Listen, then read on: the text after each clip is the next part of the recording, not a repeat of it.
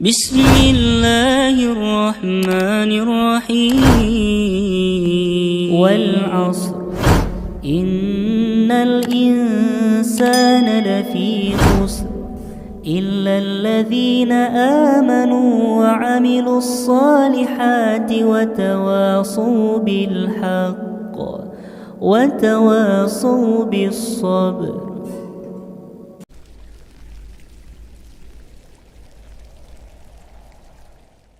Kaum muslimin yang dirahmati oleh Allah Subhanahu wa taala, salah satu amalan yang bisa membantu ataupun yang bisa melindungi seseorang dari gangguan jin adalah dengan dia memperbanyak membaca ayat kursi. Dan telah banyak orang-orang yang mengamalkannya, yaitu mengamalkan membaca ayat kursi.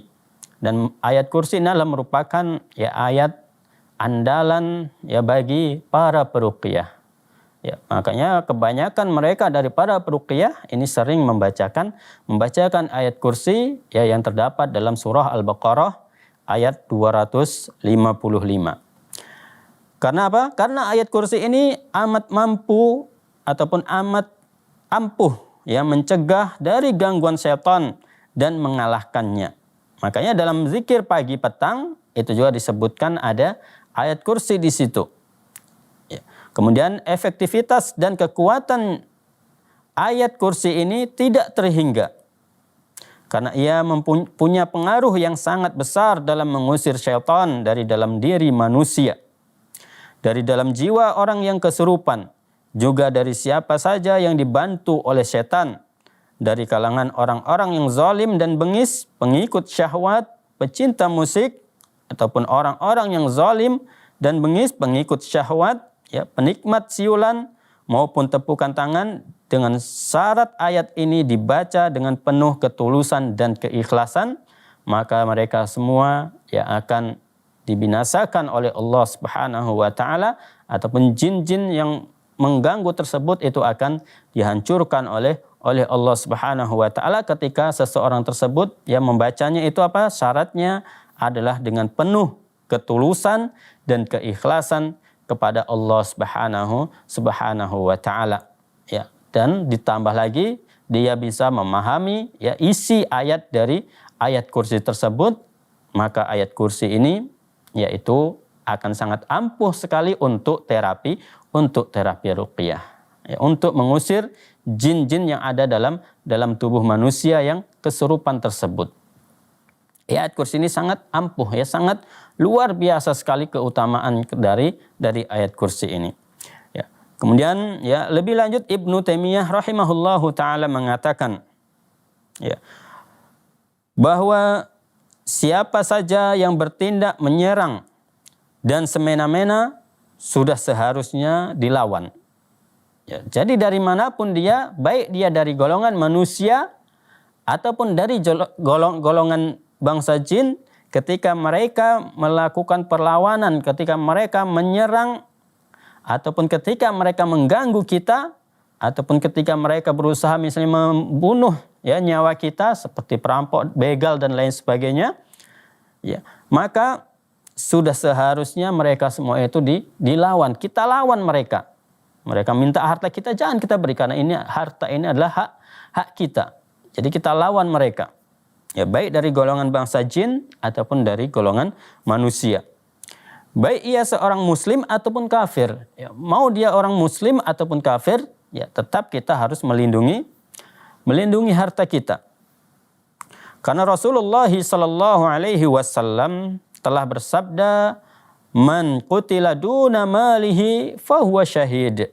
Siapa saja yang terbunuh karena melindungi hartanya, maka dia mati dalam keadaan syahid.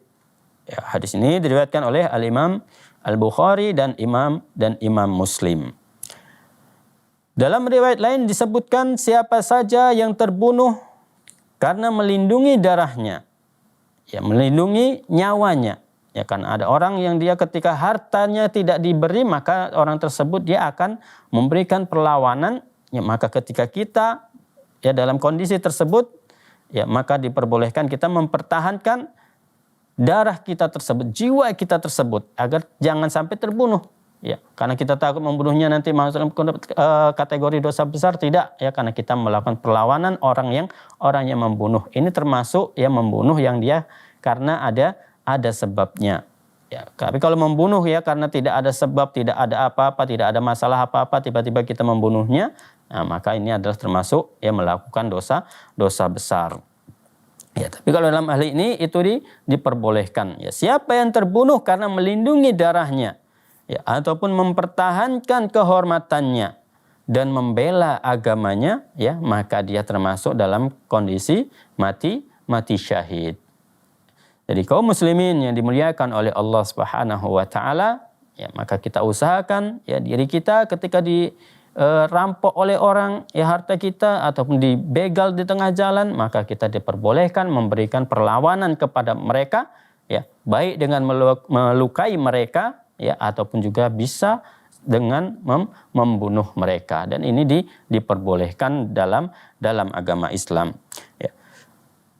Syekhul Islam Ibnu Taimiyah juga mengatakan ya dalam perkataannya yang lain, la yajuzu qatlul jinni bi ghairi haqqin kama la yajuzu ya qatlul insi bi ghairi haqqin. Ya. Ibnu Taimiyah rahimahullahu taala berkata, tidak diperbolehkan seseorang membunuh golongan jin ya tanpa alasan yang benar. Ya, jadi tidak boleh membunuh golongan jin jika tidak ada alasan yang benar. Ya. Sebagaimana tidak boleh membunuh golongan manusia tanpa alasan yang benar. Ya. Sama ya, ketika tidak ada alasan ya bagi jin itu ya tiba-tiba kita membunuhnya, maka ini tidak diperbolehkan. Ya. Karena apa? Wazulmu muharramun fi kulli hal. Karena kezaliman itu diharamkan dalam segala hal ya, dalam segala keadaan. Karena itu tidak boleh bagi siapapun menyakiti orang lain meskipun dia orang kafir. Ya. Walaupun dia orang kafir, kita tidak diperbolehkan untuk mengganggu mereka. Tidak diperbolehkan kita menyakiti mereka. Walaupun mereka ini adalah orang kafir. Ya, bagaimana lagi kalau dia seorang muslim? Ya, karena dalam sebuah hadis Rasulullah sallallahu alaihi wasallam telah bersabda, al-muslimu ya man salimal muslimuna min lisanihi. Seorang muslim itu adalah yang dia selamat dari lisannya, dari ucapannya. Itu adalah sifat ataupun sikap dari seorang muslim. Ya, kemudian min lisanihi wa yadihi, dari lisannya dan gangguan tangannya dengan memukulnya ataupun dengan menghancurkan bunga-bunganya, ini juga tidak diperbolehkan. Ya, selain lisannya juga kita tidak boleh ya tajam lisan kita kepada sesama muslim ataupun kepada seorang yang kafir. Ya, tangannya juga harus dijaga. Tidak boleh sembarangan kita memukul mereka, karena orang kafir nih harus kita pukul, tidak boleh seperti itu. Ya, ada ya adab-adab kita kepada orang kafir. Ya, ada juga adab-adab kita kepada sesama muslim. Jadi tidak boleh sembarangan. Ya, karena Islam ini adalah agama yang sangat lengkap dan agama yang sangat sempurna. Kemudian jika orang yang dizalimi dibolehkan melindungi hartanya walaupun dengan membunuh orang yang menyerang dan semena-mena, maka bagaimana mungkin ia tidak diperbolehkan untuk itu demi melindungi akalnya. Karena kita sudah memberikan penjelasan sebelumnya, jin ataupun syaitan ketika masuk ke dalam tubuh manusia, ya, tujuan mereka adalah ke bagian akalnya agar mereka bisa mengendalikan seluruh tubuhnya. Ya. Kemudian juga ke bagian badannya dan kehormatannya. Karena setan yang merasuki itu merusak akal dan menyiksa badan yang dirasukinya. Kadang setan berbuat keji terhadapnya. Sekiranya seseorang yang melakukan hal itu terhadap orang lain dan hanya dapat dicegah dengan membunuhnya, niscaya pada saat itu ia pun dibolehkan untuk membunuhnya. Jadi kalau tidak ada lagi cara lain ya kecuali untuk membunuhnya, ya tentunya kita tidak bisa secara langsung ya membunuh jin tersebut. Ya tentunya dengan kita berdoa kepada Allah Subhanahu wa taala, ya semoga Allah Subhanahu wa taala membunuh membinasakan jin tersebut.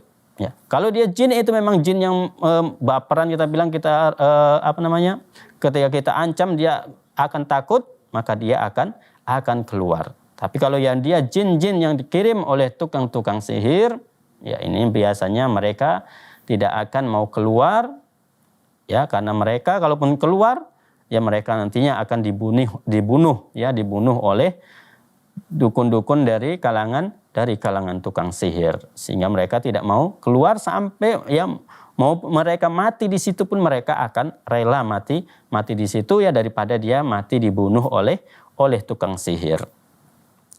Adapun ya membiarkan orang yang dizalimi jin itu ya sama saja dengan membiarkan kezaliman menimpa seseorang. Jadi tak boleh kita biarkan, kita bisa melakukannya, bisa kita membantunya, tapi kita tidak membantunya, maka sama saja kita membiarkan ya jin itu menzalimi teman kita, membiarkan kezaliman di sekitar kita. Menolong orang yang dizalimi hukumnya adalah fardu kifayah. Ya, menolong orang yang dizalimi hukumnya adalah fardu kifayah. Jadi kalau ada sebagian yang membantunya, maka ini sudah cukup. Ya. Jika ada kemampuan, ya hukumnya fardu kifayah jika ada kemampuan. Ya, jika tidak ada kemampuan, ya maka gugurlah ya fardu kifayah tersebut. Jika tidak sanggup ataupun disibukkan dengan urusan yang lebih wajib darinya ataupun sudah dilaksanakan oleh orang lain, maka tidak wajib hukumnya. Jika sudah menjadi fardhu ain atas dirinya, sementara ia tidak disibukkan oleh hal lain yang lebih wajib ia kerjakan, maka ia wajib mengerjakannya. Ya, jadi tidak ada kesibukan yang lain yang lebih wajib dari menolong saudaranya tersebut, tapi dia tidak melakukannya, maka orang ini berdosa karena membiarkan kezaliman merajalela di sekitarnya. Ya, kewajiban yang lain misalnya dia memiliki kewajiban mencari nafkah, ya, menafkahi istrinya ataupun menafkahi anak-anaknya, ya maka alasannya seperti ini diperbolehkan. Tapi kalau tidak ada alasan, ya alasannya tidak ada yang lebih wajib ya dari menolong saudaranya, dan dia mampu dan dia memiliki waktu, memiliki kesempatan untuk menolong saudaranya tersebut, tapi dia tidak menolongnya, maka dia telah melakukan kezaliman dan dia sudah melakukan dosa kepada dirinya sendiri. Jadi kaum muslimin yang dirahmati oleh Allah Subhanahu wa taala, ya nanti insyaallah akan kita lanjutkan kembali ya pembahasan kita ke pertanyaan selanjutnya ya setelah beberapa jeda berikut ini.